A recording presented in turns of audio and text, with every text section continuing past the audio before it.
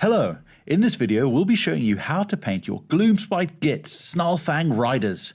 We'll be painting quickly and efficiently to get your models looking great on the battlefield in no time at all. The first thing that we've done is undercoat our model, and for this colour scheme we've used Grey Sear. The paints you'll need are on the screen now. The great thing about this guide is that it's using just 10 paints. Remember that these are our recommendations. Feel free to paint your miniatures however you like.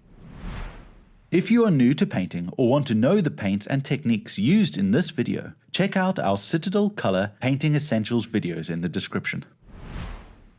The first paint we'll be using is Black Legion. We'll be picking out the buckle, leather, cloth, inside the Git's mouth and claws, as well as the nose and inside of the mouth. If you get Black Legion onto any areas where you don't want it, that's okay. Just tidy it up using Grey Sear. We'll be using Black Legion straight out of the pot. It is easier to put down the darker contrast paint first. The reason for this is that if you apply your light contrast first and then your dark contrast, it's a lot harder to tidy it up. This is because the pigments are a lot stronger, so you'll have to go straight back to the base coat first. Our second paint will be Blood Angel's Red, and we'll be using this on the shield, the leather straps, as well as the eyes for the Snarlfang, as well as the Git. A nice trick here for applying the Blood Angel's Red. Once you've done the first layer, just apply it again into the recesses, and this will help to give some really nice natural shading. As you can see, Blood Angel's Red is a very vibrant red, and it really covers the details nicely. Remember that when dotting the eyes, a good trick is to hold your breath. This will help to steady your hand when placing the paint bristles onto the eyes. Blood Angel's Red is a fantastic acting contrast paint. This is because it pulls away from the raised areas and collects in the recesses, helping to give some natural shading. For our next paint, we'll be using Snakebite Leather. We'll be using this to pick out the Snarlfang as well as the arrow feathers. I've loaded up my brush and applied it all over the Snarlfang. If the paint starts to pool anywhere, don't worry. All you need to do is dry off your brush and then soak up the pooling with the dry bristles. The reason for applying Black Legion becomes apparent here. This is because Snakebite Leather is a lot lighter contrast. This means that if we get any of the Snakebite Leather onto the Black Legion, we don't have to worry at all. However, if you feel like you've done too much, you can always just tidy back up with Black Legion. Our next stage is Wildwood, and for this we'll be using it to paint the tunic, arrows, Snarlfang ears, mane and tail. Just take your time when painting the tunic. If you get any of the Wildwood onto other areas where you don't want it, you can always just tidy it up with the previous layers. We'll be using the Wildwood just to darken certain areas of the Snarlfang, focusing on the top areas of the mane and over the ears, across the ridge of the back, and then halfway up the tail. The reason why we're doing this is that it adds character to the Snarlfang and helps to individualize your models. Our next paint will be Screamer Pink, and we'll be using this to pick out the Snarlfang's gums and tongue and the Git's tongue as well. As you can see here, picking out the gums of the Snarlfang is a bit tricky, so just remember to thin out your paint nicely and take your time when picking out the gums. If you make any mistakes, you can just tidy up by using Grey Sear and then reapplying Snakebite Leather. If you get any Screamer Pink onto the Snarlfang's muzzle, don't worry about this. You can easily just tidy it up by reapplying Grey Sear and then Snakebite Leather. We are now more than halfway through our painting guide, and our next paint is going to be Gut Ripper Flesh, and we're going to be using this to pick out the Git's skin. As always, just take your time when applying the Gut Ripper Flesh over the skin areas.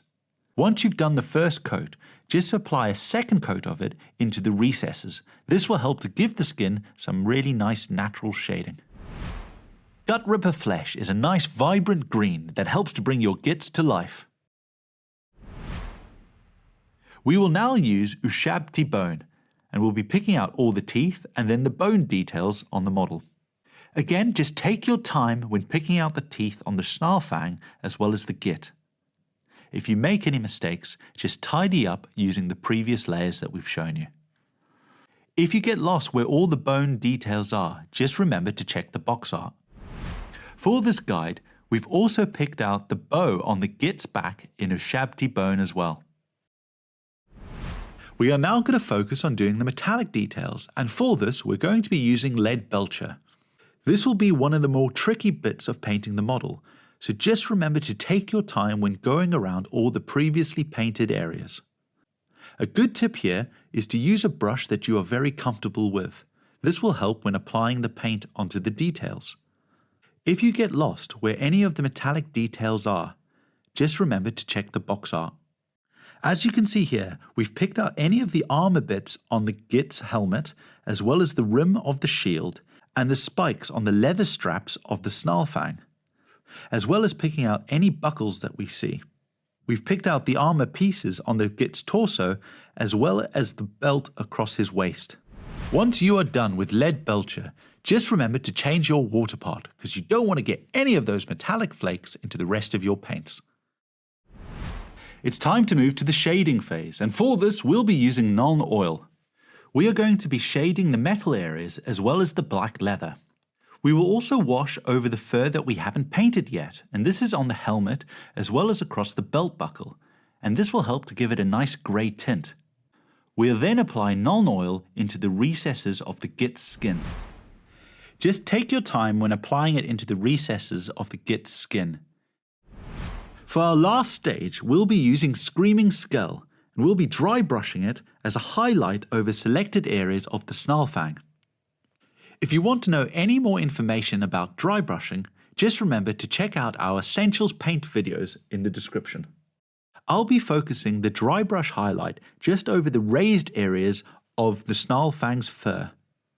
What this will do is make the Snarlfang's fur really pop and allow it to be the focal point on the battlefield. You can do as little or as much of the dry brush as you want at this point. A good place to focus this on are the paws, as well as around the muzzle, and any other raised areas that you can find.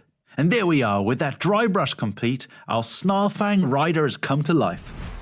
With your Gloomspike Git Snarlfang rider finished, he is now ready for battle in the mortal realms. You can see that our model is based in Armageddon dunes, but you can base it in any color you like.